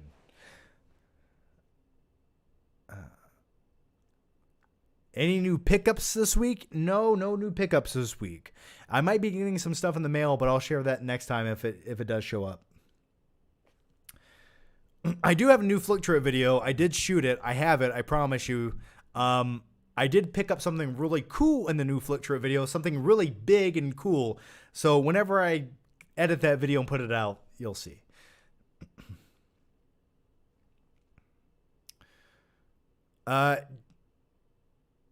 Diego Alvarez says, what are your thoughts on Triple H taking over the company and the direction it is headed? Also, are you ready for Top Gun Maverick on 4K? Yes, I am. Man. Top Gun Maverick was damn good. I'd like to rewatch it again. Triple H, big fan of wrestling. I like it. I think it's finally good that people get creative freedom where they don't have to please an audience of one known as Vince McMahon. And I think that guy's had a lot of good ideas. He's been setting on for 10 plus or 20 years. And the fact that people can actually like try to do different things and go a different direction, I'm looking forward to it. I think it's been better just in the last few weeks. So yeah, I'm definitely looking forward to it. I like it. I think it's the best thing that could have happened. Deep Green Davo T says, you pronounced my last name correctly. I did. That's the first time ever in the history. But I'm glad I did. I don't even want to try it again because I will mess it up. Angel Heart is on 4K Steelbook now for $20 at Best Buy. Good to know. I'd probably watch it on streaming first. I don't see Angel Heart being a rewatchable movie. But then again, I haven't seen it, so. Obed Arzaga says, dude, what biopic of a historical figure would you like to see made into a movie or series? Ooh, where do you even start with that, man? I mean, I think Arnold's story would be interesting. I think Stallone's real life story could be interesting one day. One day. Those would be two good ones. I'm trying to think of like another historical figure I'd like to see. And I'm trying to think of one that hasn't been done.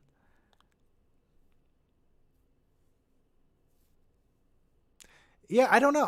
Maybe I'll just go with those two right now. I'm trying to think of someone else throughout, and we could go back in history.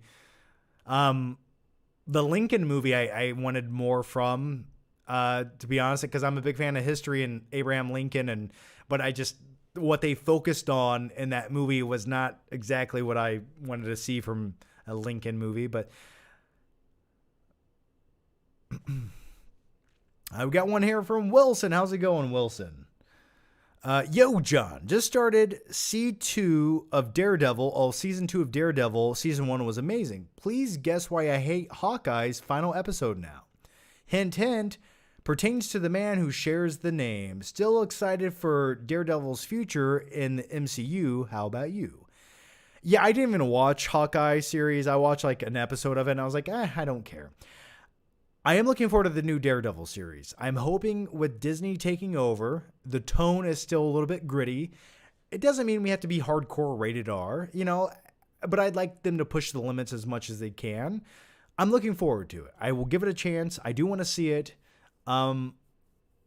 But it frightens me that it's going to be on Disney Plus. So that's where I'm at with that. But thank you so much for the question, Wilson. Jason Kelly says, John, we know you love movies, but do you also collect music CDs as part of your physical media? I do not collect CDs or music at all. I have Spotify. I save the songs I like. That's about it. I don't even know how I'd listen to a CD. My car does not have a CD player. So really for me, it's always been movies. You know, the truth is I like music. There's tons of songs and bands and stuff I like when it comes to music. But my brain never, like, outside of like 20 songs and 10 bands, my brain never remembers the details about music that I do when it comes to movies. Like, I can remember everything about a movie, the director, the time, the year it was made, the way that scene looked. But when it comes to reciting the lyrics to even a song I really like, I can only remember a few of the lines. That's how it is with music. Like, I like it, but I just don't remember every detail about it like I do with movies. MKF30 says, oh, I agree about Mortal Kombat 3 being the hardest single player, but if you played ranked online, you'd get triggered. It's a different ball game. Haha. Yeah, I couldn't even imagine playing Mortal Kombat online or ranked with some of the people. Like, no, thank you. The computer was hard enough. A Gary Busey biopic, yes, absolutely. Or a Nicolas Cage biopic, but then again, the Nicolas Cage movie that just came out was sort of, in a way, I guess it wasn't a biopic, but it was like a live action meme of Nicolas Cage. We got one here. Damn, I always miss these. You didn't miss it. You're here watching it now. You didn't miss shit, man. Welcome to the party. Do you like omelets? Yes, I do. The next one here comes from Michael Campbell. Cyber Daddy, have you ever considered dabbling in acting? I know you were in Stuckman Short, but I mean actually go out and try it for real. The thoughts cross my mind. Do I think there's some things I could act in and be okay? Sure. Do I think I could do it? Maybe.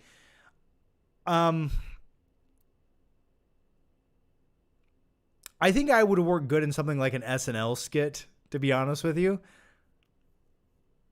But no, I don't know. The thought has crossed my mind. You know, as far as like it being an actor, I don't know.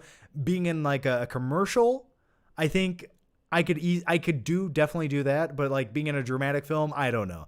I've never tried it, never dabbled in it. The thought has crossed my mind. I don't know. Let me know. Should I go into acting, everyone? Should I actually branch out and go into acting? I know a few people who do it. It's definitely a rat race. It's not the easiest thing to do. I know that. And, you know, for every 100 auditions you try for, you might maybe get a role. So it's one of those things. It's just...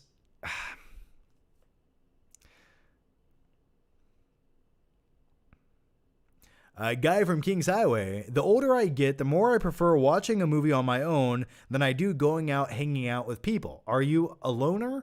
I'm not. I am at times a loner, but other times I watch movies, and I'm very particular with who I watch movies with, right? I have like a good friend I watch movies with. I watch movies with my girlfriend.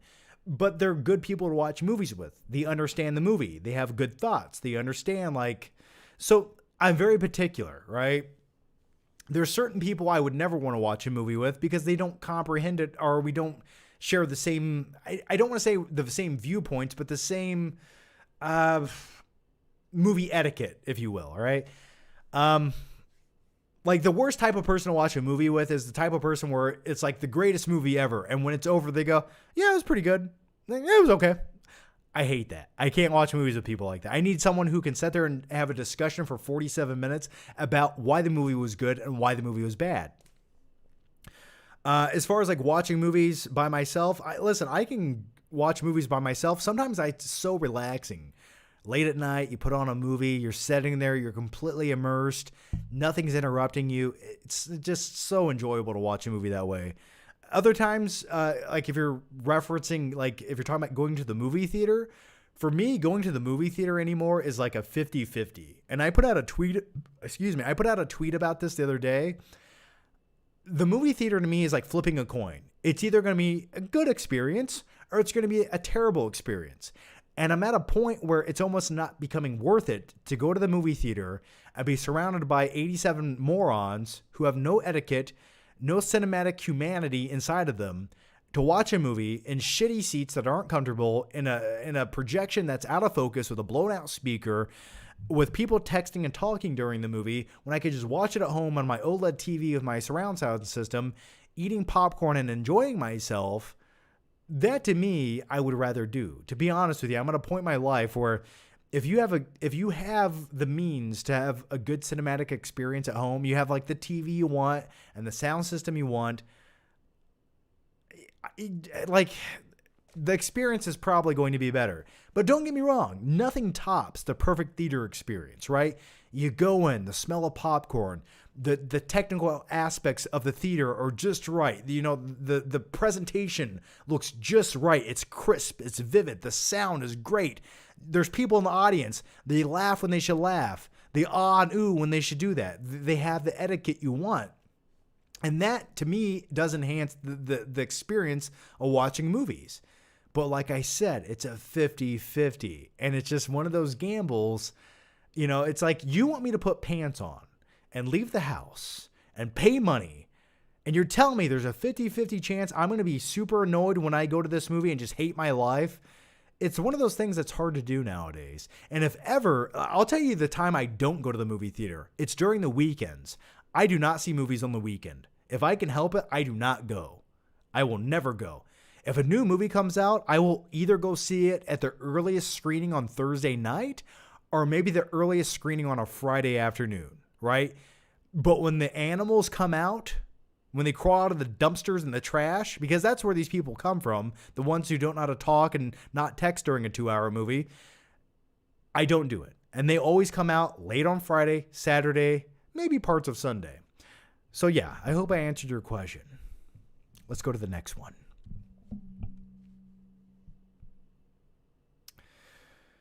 Oh, shit. You got me tired with that. All right. Now you guys are killing it with the questions. Okay. I said I was going to go 15 minutes ago, but I guess I lied. Let me take another drink of this Bang energy drink and let's just pump up the volume and get ready for more questions. And here we go. Guy from Kings Highway. And knowing theater teens ruin breaking for me. Yes, exactly. That's why theaters are dying. It's their own fault. It's because they've gotten so loose with their regulations and they just don't give a shit anymore. And the fact that theaters are dying, I completely understand. I understand why they're dying. They're not doing anything to help themselves. You can't just turn on a movie and say, okay, we're going to stay in business because we're playing a new movie. That's not enough. That's not enough. I have a theater by my apartment right now that just closed. I didn't even know it closed. It closed like a month ago. There needs to be strict rules and regulations in place. Like, movie theaters should be treated the same way airports are treated. Talking, texting, volume should be down. No second chances, right? You talk, you text, you're gone. Like, every new release that comes out on a Friday and Saturday, there should be one theater employee who's at the entranceway of the theater, who stands there the entire time. That should be their job on Friday and Saturday for new releases. Like, they're only paying these kids $8 an hour. I mean, how hard is it just to hire one of them to regulate the new screening of movies 2 nights a week? And boom, all the annoyances would be vanquished. There, you fixed it. The next one comes from Double Chief. John, I'm 30 years old and considering going trick-or-treating this year. Well, that sounds terrifying. I have a feeling that's not going to work out very good, but let's continue on with the question. Do you ever get the urge to throw on a ghost face mask, grab a pillowcase, and go door to door trick-or-treating? I get the urge to grab a ghost face mask, a butcher knife, and do other things. Okay. I was going to go somewhere else with that, talking about the annoying people in theaters. We can't do that. No, I do not. But what I can do, because I'm an adult and I have $10, is I can just go to Walmart and buy a big bag of candy. Then I can take that big bag of candy, I can go home, and I can just sit there in my underwear and eat it. And if I want to wear a ghost face mask while I do that in the privacy of my own home, I do that as well. So no, I haven't. I have not. But one day when I get kids, I am looking forward to going trick-or-treating with them. I am looking forward to that. Yes, I am. Rebel Rock says, I just sent you the link to my movie in your DMs on Instagram. Now, if you'll excuse me, I have to return some videotapes. Well, thank you for that, man. I'll check it out. I'll check it out when I get a chance. I promise. So thanks, man. Rebel Rock also says, thoughts on the original Three Ninjas movie. It's a total nostalgia guilty pleasure movie for me. I wish they made more ninja movies like they did in the 90s. You and me both. The first Three Ninjas movies with Tum Tum and their uncle. Tum Tum. And I love the scene where the guys dress up like pizza delivery guys and then they throw CDs at them. Just that entire movie was a good time. That was my go-to rental movie in the 90s. Like as a kid, every time we went to the video rental store, probably like every other time, I would rent Three Ninjas. That was like my life. I miss those days. So simple. Do you like classic Hollywood 40s and 50s? Really, my knowledge when it comes to cinema probably picks up in the late 60s, definitely in the 70s. 70s cinema going into the 80s and afterwards are like my favorite movies. I'd be hard pressed to name 5 1960s movies I love. Don't get me wrong. There's movies I can say I like and respect and blah, blah, but really, my favorite movies of all time, they start in the 70s and beyond. But that's not to say I don't like movies from the 50s or the 60s.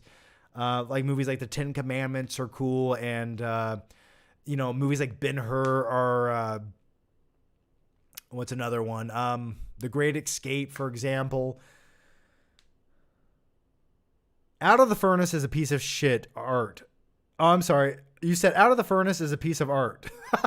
Why did I add shit in there? I liked Out of the Furnace.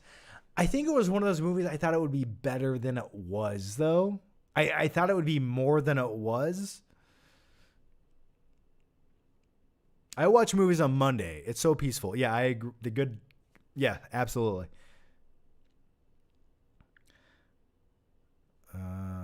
Fix It Dawn says, thoughts on Don't Worry, Darling, all the wokeness and controversy surrounding the movie. Haven't seen it. I could barely get through the trailer. The trailer to me, if it's any indication of what the movie is, I was bored halfway through the trailer. So I can only imagine I would get bored halfway through the movie. I haven't seen it yet. Probably never will. Besides Jaws and Star Wars movies from the 70s suck. What the fuck are you talking about? What? 70s movies. Taxi Driver. Do I need to say more? The 70s was a time where Hollywood was making a statement. They weren't trying to make fluff pieces. They were trying to show the grittiness and the wrongdoing of society. They were trying to show the dark side of reality. And I like that. They weren't...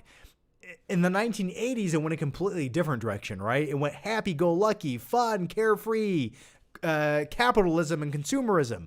But the 70s were all about showing poor people, violence. You had the Godfather films. I mean, I love the 70s. 70s cinema to me is what we need more of now.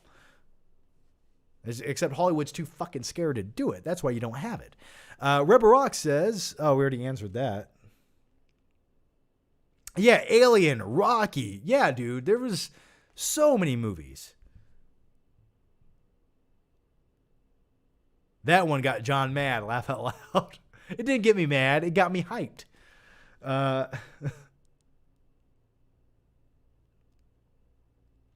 Have you seen a movie recently that you've been recommending to people? Man, I don't know what it is. I think my old brain is... I feel like my brain has slowly not been retaining new information lately. I'm like an old hard drive that's almost filled up and I need to delete some files. I'm trying to think of a movie recently that I would recommend to people. And I'm trying to think of a new movie. Like, there's plenty of movies I've rewatched recently that I would say, go watch that. Like, I just watched The Departed today, this afternoon, as I was eating Dairy Queen chicken strips. And I was like, damn, this is a good movie.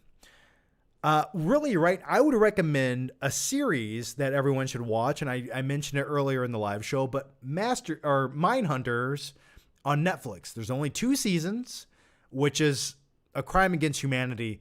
But if you've not seen Mindhunters, and you're fans of things like Silence of the Lambs, right?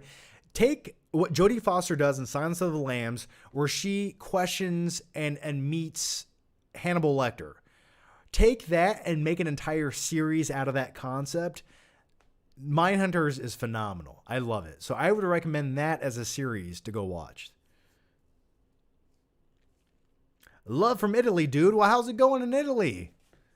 Mamma mia pizzeria. I'm sorry for that stereotype. I'm sorry for that. Thoughts on X-Men 90 series. Love it.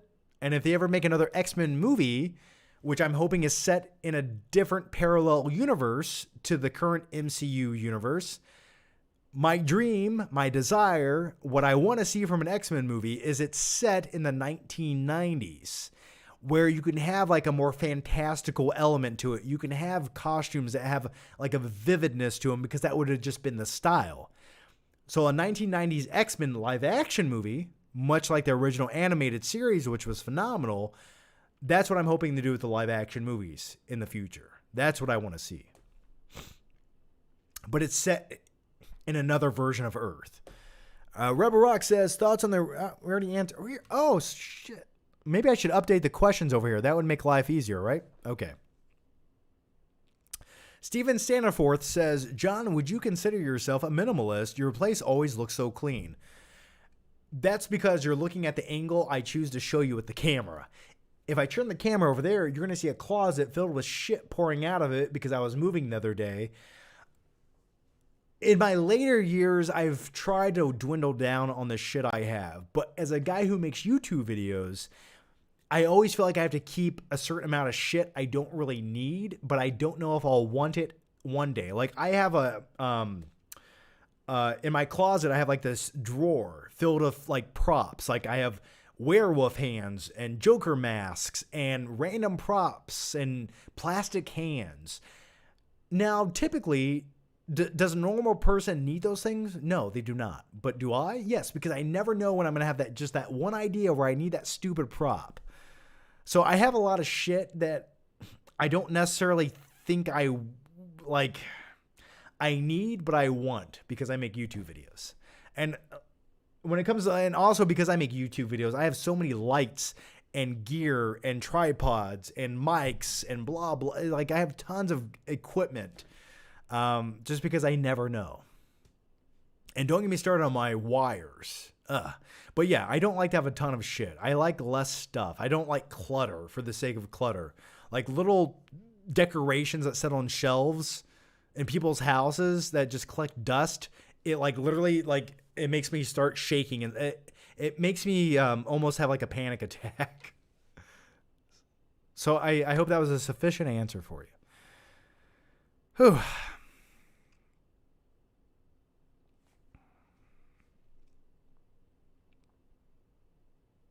Okay, the next question. Michael says, have you heard the story that a secret society showed Abraham Lincoln 3 giants in pods? Excuse me, conspiracy, sorry, but still fascinating. Check out David Wilcock. Abraham Lincoln 3 giants in pods? I have not heard that conspiracy theory. I didn't hear about that. I'll look into it. Interesting, nevertheless. I like me a good conspiracy theory, though. I will say that. Michael says, have you heard the story? Sorry, I just answered this. Next one comes from Michael as well. Come back to San Antonio. We have the best theater etiquette. I've never had a bad experience in the theater. No phones, no stupid kids, no talking. Well, yeah, and also Texas has the Alamo Drafthouse, which is a great theater, which there's a zero tolerance policy, and that's how it should be everywhere. Basically, what I'm saying is the theater experience has gotten so bad. Here's what I want. I want there to be a new movie theater, right? And on the bottom of every seat is an explosion device. But it's only turned on and amplified by the audio levels in the auditorium. So when the audio level goes over a certain point, Well, it detonates. So that's what I would like. Is that technically an act of terrorism? I guess it would be, and that's why it doesn't happen. But I'm just saying the concept would be great.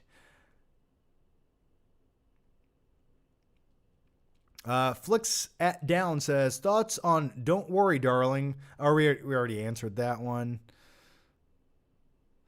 Rebel Rock says, Three Ninjas, Teenage Mutant Ninja Turtles, Surf Ninjas. Man, all the 90s had it figured out. Shang-Chi had cool ninja aspects, but then it went all bombastic with CGI at the end.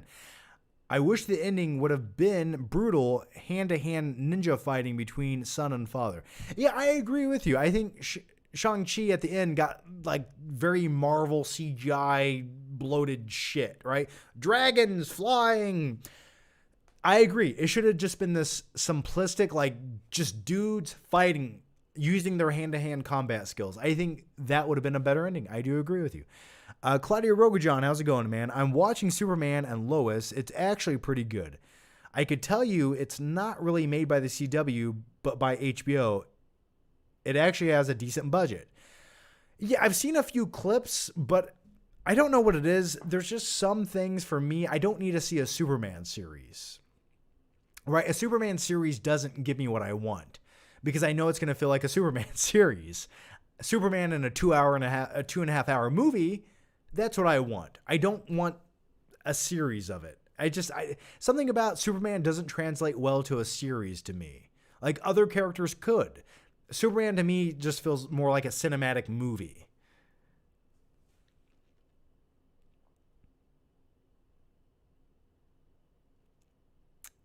MKF30 says, who'd win to you? Three Ninjas Grandpa versus Mr. Miyagi. Oh man, I'm gonna go with Mr. Miyagi, but that would be a good fight.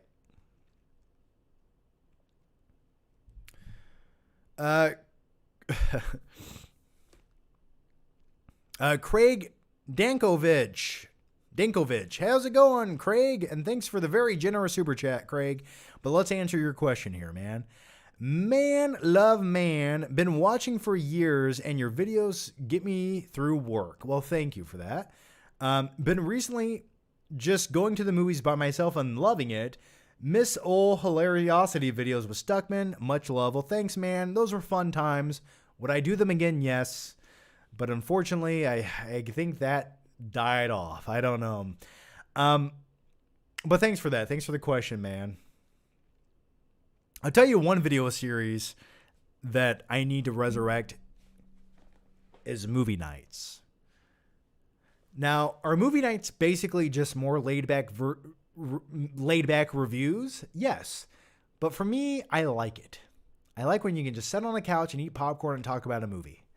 So I want to do more of those. Claudia Rogajon says, you anti-communist, John? Yeah, I guess.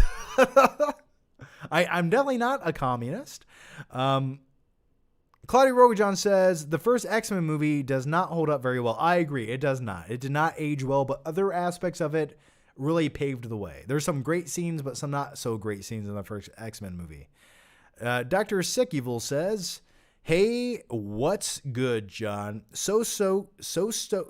John, have you learned how to read? No, I have not. But let me try to read this very italic, slanted font that's a centimeter big. So stoked you're streaming tonight. Thank you. How are you? I'm here reminding your donors to hit the Streamlabs link in your bio so you don't get that YouTube tax. Laugh out loud. Also, thoughts on the movie Akira and Climax. Have you seen them yet? I have not, and I have not. And thank you for that. Yes. You guys don't ever have to give me a super chat, but if you do, use the Streamlabs link in the description rather than the super chat button. You still get acknowledged. Your meme still pops up in the corner and all that fun stuff.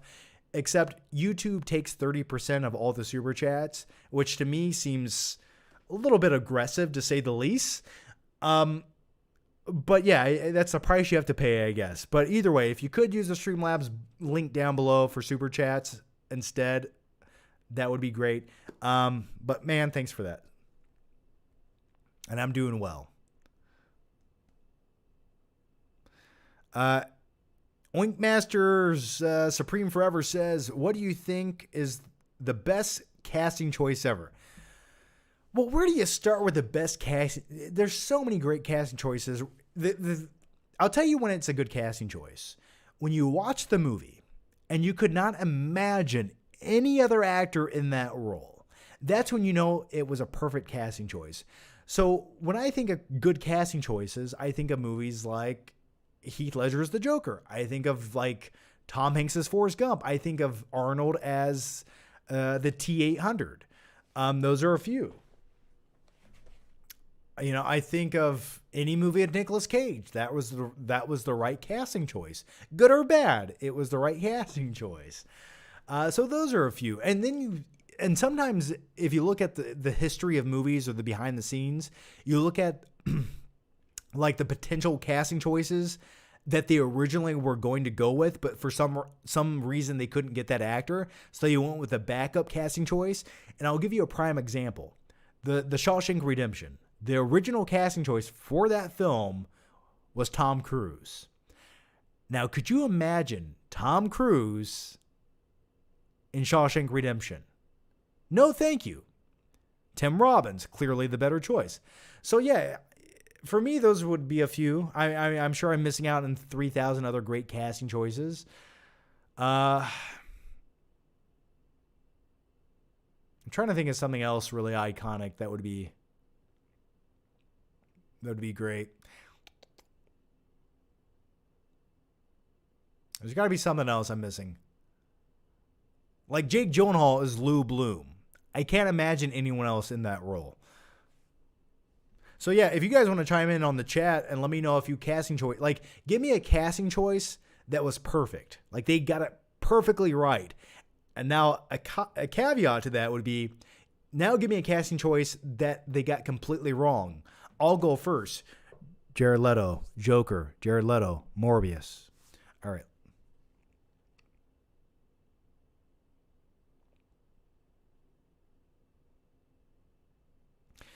Joseph Knowles says, hey, John, thoughts on Final Destination fun movies? Final Destination, the first couple are fun movies. Then they got stupid.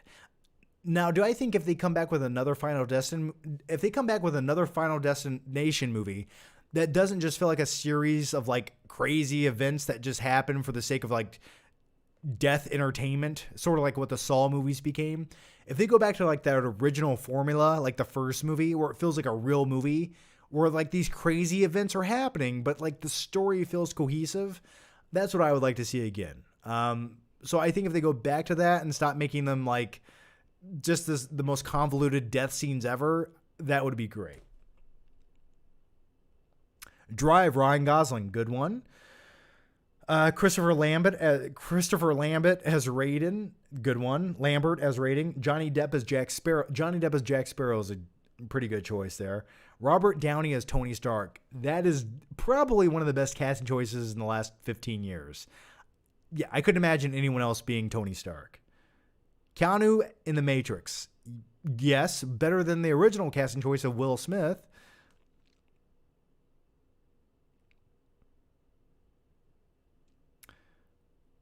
Patrick Stewart as Professor X. Yes, another good one. J.K. Simmons and Whiplash. Another good casting choice, yes. Yeah, those are some good ones. I completely agree. Jack Nicholson as Jack Torrance. I don't think you could top Jack Nicholson's performance, so I would agree as that as well. The next one comes from, starting to lose my voice here. All right. Gabe Diganova says, John, what are you most looking forward to at D23? I'm not even trying to be like cynical and negative when I say this. I don't know anything that's happening at D23. I don't even know, man. It's sort of one of those things. I'll just let it happen and go to Twitter and see what happened. I have no expectations. I haven't looked into it at all. And to be honest with you, I don't care. Does that mean there's probably not a cool project that they're going to announce that I give a shit about? Probably. There might be a few cool things. I just don't know anything that's happening.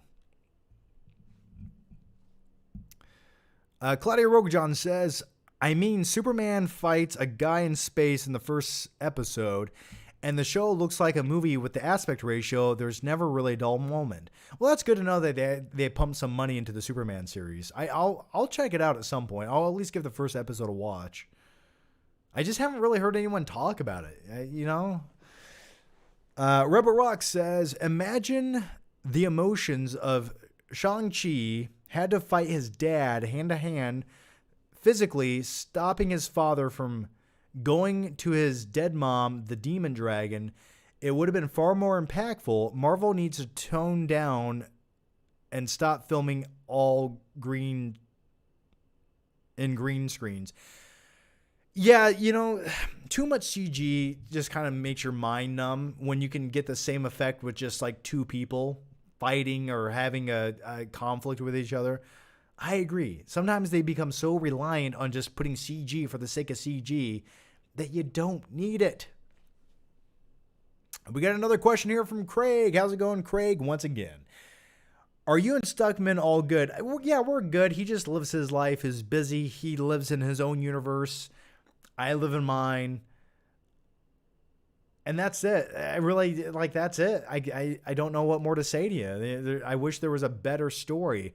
I just think he lives in his own universe, and that's okay. Like, his laws of physics are different than my laws of physics, all right? So gravity affects him less than it affects me. I just, that's where it's at. You know, if I messaged him and said something, he would respond. That's where we're at. And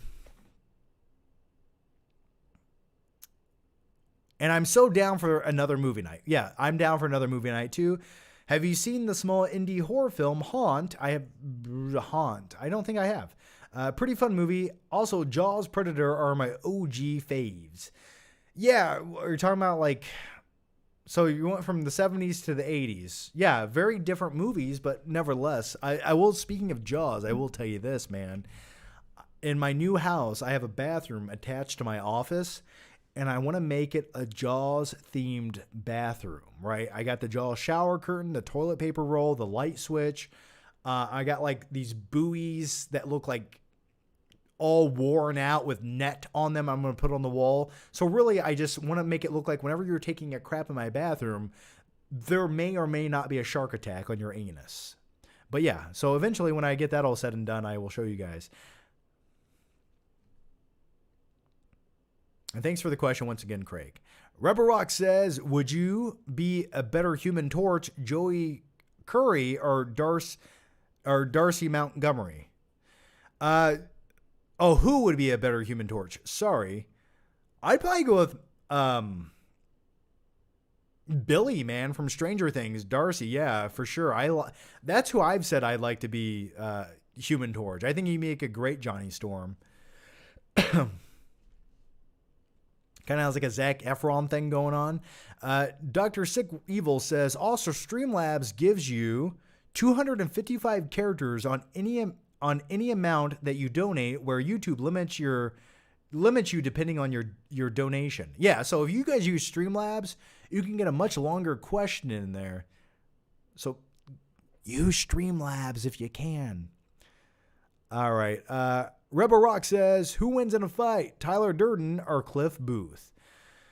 You know, man, I'm going to go with Cliff Booth. Tyler Durden was just kind of like a dude who could take an ass whooping, but Cliff Booth is a dude who can give an ass whooping. So I'm going to go with Cliff Booth. Gabe Digenova says they originally were going to cast Robin Williams or Steve Carell as the Joker in Dark Knight. I don't know if that's true. I don't know if that's true, man. I don't know if that's true. I don't see that. I don't see Christopher Nolan casting Steve Carell. I don't see that. Robin Williams, maybe I could see. I know Robin Williams for many years wanted to be the Riddler, which could have been if Joel Schumacher made another like instead of Jim Carrey having Robin Williams in that role, I could see that of happening for Batman Forever. We got one here from Bruce Cook. No, sorry, no super chat. Just trying to ask a question. Will Bruce ask a question, man? Thoughts on The Prestige from Jalen Martin. I like The Prestige. I love it. I think it's still one of Nolan's best films. And I wish Nolan would go back to movies like that. Like, go back to more of the simplistic movies. Joseph Knowles says, Christopher Mintz-Please is so good as McLovin. That was why he has a career. It's because he is McLovin.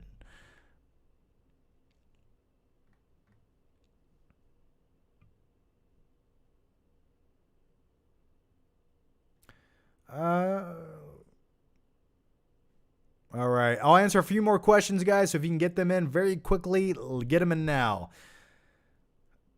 If you guys are just in the normal chat, type away. Get your little fingies going. I'll try to hit as many questions as I possibly can. Go to bed, Flick. I don't get to go to bed. I'll tell you why. After this live show, there's 3 things I have to edit, right? I have to shoot a promo thing. Then if I have time, I have to edit a Flick Trip video. And then I have to go to my younger brother's wedding Friday, so I have to leave town. But tomorrow I have to go see The Barbarian and try to make a review for that at some point. So yeah, there's no such thing as sleep. Okay, what is sleep? I don't know what that is. Thoughts on The Prestige? Did I say what did you say earlier? Yeah, The Prestige. I just talked about The Prestige. I like it. I think it's one of Nolan's better films.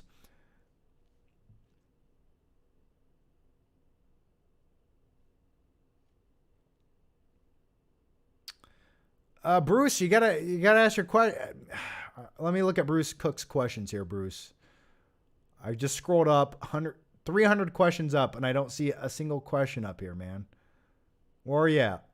Let's find Bruce Cook's questions. Can you just ask rather than just tell me you try to ask a question, just ask the question, please. I'll try my best to get to it. I promise you. Sometimes I just don't see them. They go so quick.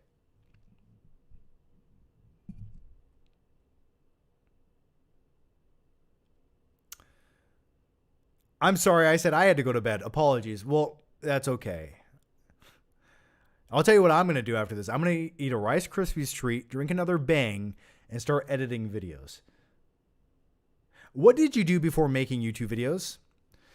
And by the way, we have 25 of you watching right now. Thank you guys for that. It's always weird. The later we do these, the more people watch them. It goes against everything YouTube tells me, because they tell me the most popular time for me to put out a video is between 2 and 6 o'clock in the afternoon. They clearly lied. What did I do before I made YouTube videos? Well, after college, I worked a normal job in a cubicle, and I sort of got to use my degree. It was a marketing company. And I hated my life every day. Every day was the worst day of my life. And then what I did is I started doing a part-time job delivering pizza, because that's what I did in college. And I wanted some extra money at the time, and I always enjoyed it. And then I got to the point where I was making enough money delivering pizzas where I could quit this cubicle job that I absolutely hated. And delivering pizzas back in like 2009 or 2008, 2009, 2010 was a pretty good gig before DoorDash came along. And I could work like 30 hours a week and make pretty good money, and I enjoyed it. You're always on the go. You could eat breadsticks as you drive around listening to music. It was a glorious time. And then I started doing YouTube as a hobby. And that sort of, a couple years later, I made like enough money to supplement my part-time jobs. I think I had another part-time job with the pizza delivery job. And then when YouTube started taking over and I started making enough money, I actually got fired from my pizza job because I had a speeding ticket, and they said like they had to fire me or something. And I was like, whatever, that's fine. And then I focused on YouTube more, which was the best thing that ever could have happened. And then I never looked back. I was able to do YouTube full time since about 2013, 2014. Would you live in a big city like LA?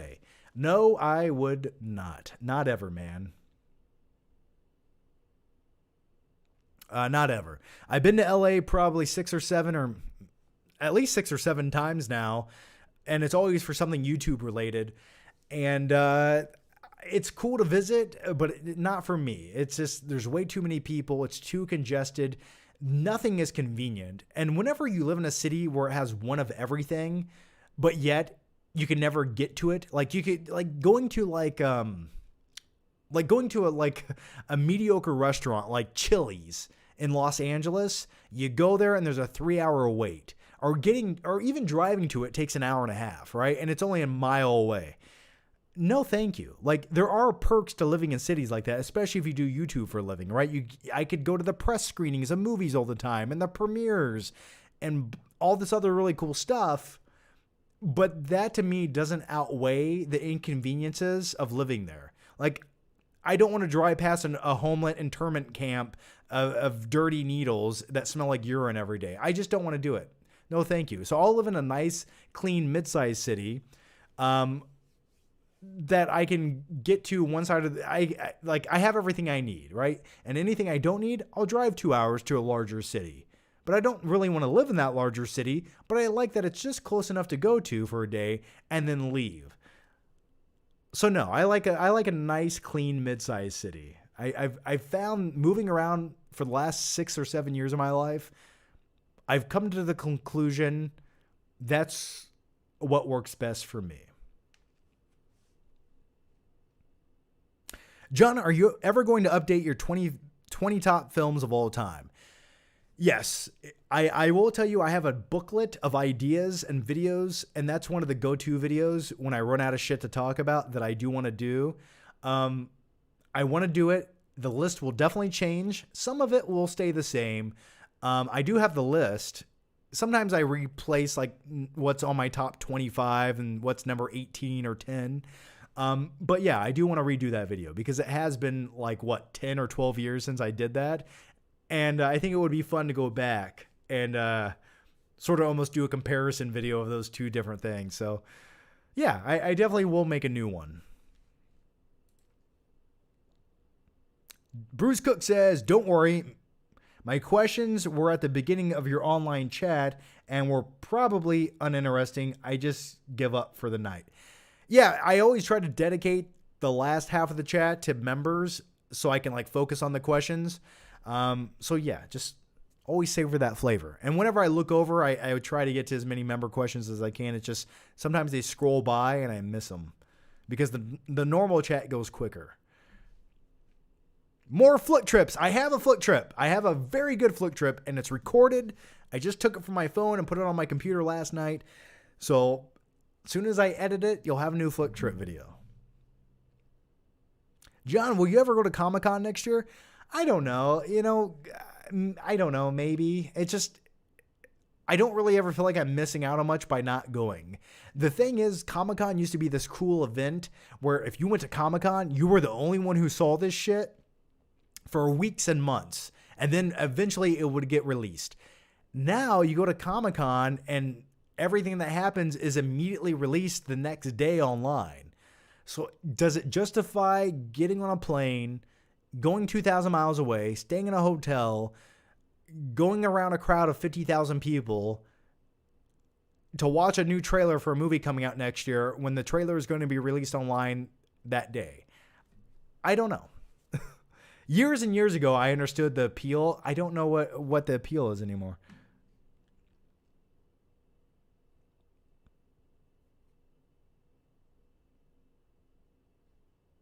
I need to see you in cosplay, John. What kind of cosplay, sir?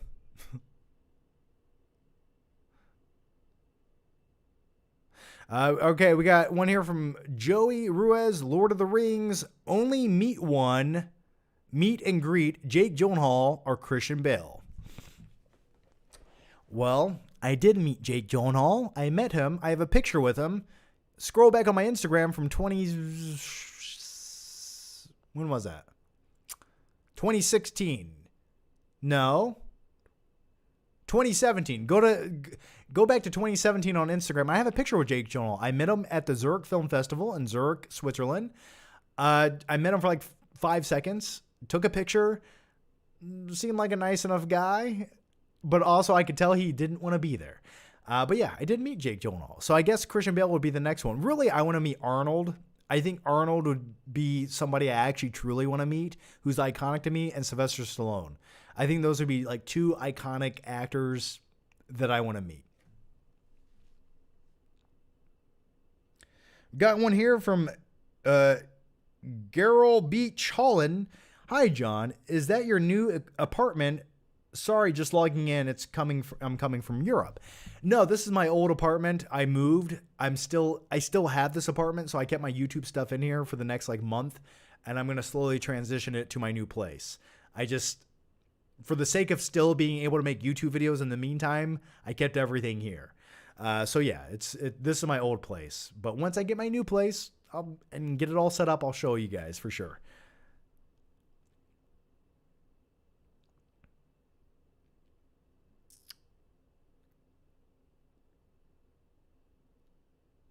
Biggest lie told by John. It's recorded and ready to edit and will release soon. It's not a lie. It's recorded. It's on my phone. I just have to edit and release it. The thing is, you're catching me at a very bad time in life, okay? You have to understand, for the last week, I've been moving. I've been packing, boxing, moving. Today, I had to pick up sticks in my new yard. I had to crawl in my attic that was 180 degrees. Okay, I had boxes and stuff. I had to drive here. So it's coming. It's coming. It always comes. Slowly but surely, it always comes. Sometimes if it doesn't come, I make it up to you in other ways, such as doing a 2.5-hour live stream. So this is the equivalent of 27 jump cut videos that are usually 5 minutes long. So that's where I make it up, with the live streams. But it really is coming. It's a good flick trip. Favorite American Psycho quotes? I have to return some videotapes. And with all that said, I really do have to return some videotapes. So as always, guys, thank you guys for watching. Thank you guys for the questions. Thanks for hanging out. And most importantly, just thanks for being here watching. Yeah, I can't ask much more of you guys. I do appreciate it. So anyway, guys, do I like the band Prodigy? Yeah, they're okay. John's autobiography, it's coming. No, my autobiography would be called This Is It, Don't Get Scared Now. One of the chapters would be called It's Coming. I'll come help you move, John. Too late, we already did it, man. It was my workout for the month. All right, as always, guys, thanks for watching. I'll see you guys next time. I'll do at least a first reaction if I see Barbarian. The goal is to make a dedicated review, but I'll at least do a first reaction tomorrow. Thanks for watching, guys. Take care, stay safe, and I'll see you next time. Bye-bye.